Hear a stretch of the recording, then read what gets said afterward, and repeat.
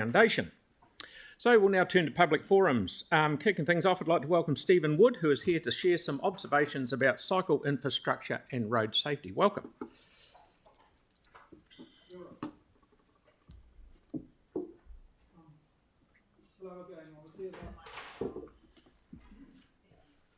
Hello again. I was here last week and one of you invited me to come back to this meeting and say a few things. Sorry about the title. When council staff told me that if I talk to you again about something else, I might be prevented from speaking. So I came up with the idea of saying what I did in the holidays. So I've just come back from 7 weeks away. It started off with going to some meetings. I went to a meeting for the Waimak District Council. They've got a reference group for some of their developments there. A meeting of the Cycle Action Network and walking and cycling conference in Wellington. And then I set off on my bike. I did some cycling in Wellington, Whanganui, New Plymouth, Auckland, and up in the north. And I cycled between all of those places. What I'm going to do today is talk about a little bit about some stuff in Wellington, and then the poster that I presented at the conference.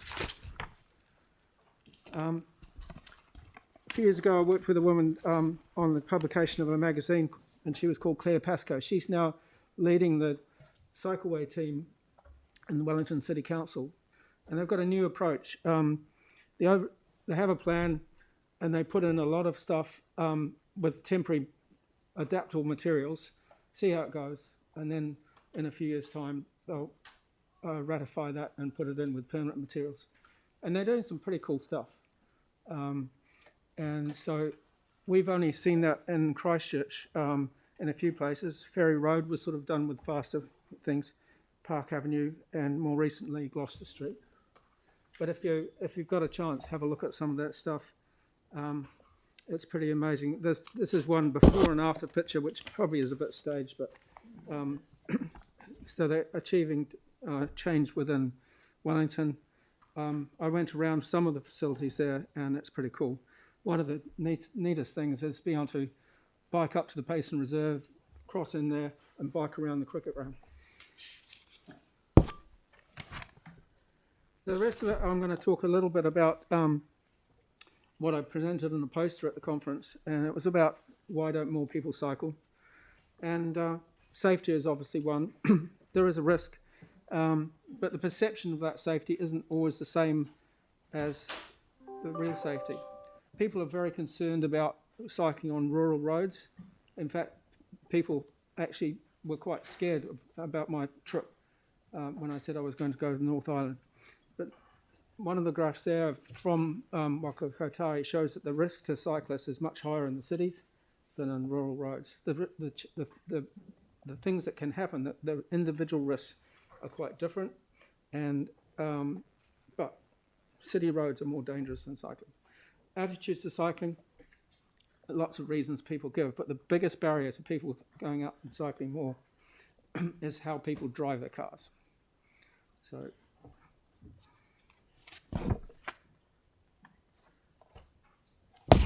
now I had some talking about infrastructure. On most of our roads, there's very little competition for space. There's a good set of rules for how people share that space. And it's only when you get some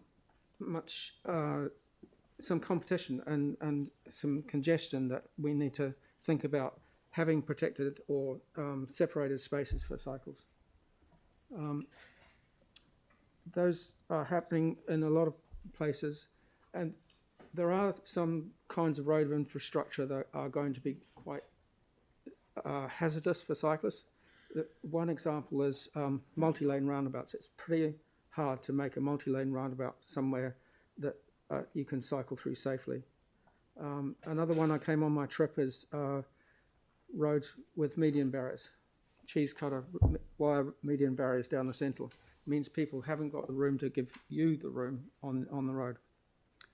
Now, I think we should actually expect all road controlling authorities to look at safety for all their users on the road, not just cars, not just trucks, include vulnerable road users as well.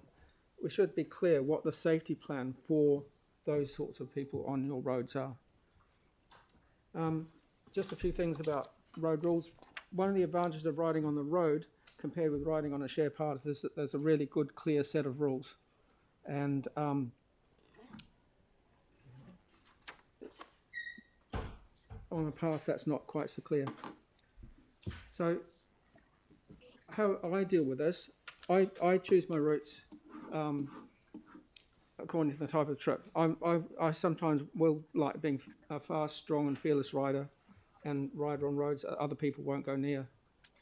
Other times I expect that other cyclists will make other choices, and when I'm group leading, I respect the kind of riding that they want to do. I advocate for better infrastructure so people don't have to make that tough choice about being skilled, and encourage people to ride more. All good? Thank you. Thank you very much. You've used up all your time, so there's no time for question, but thank you for making the effort to come in. Thank you. Okay, so we now move on to item 3.2.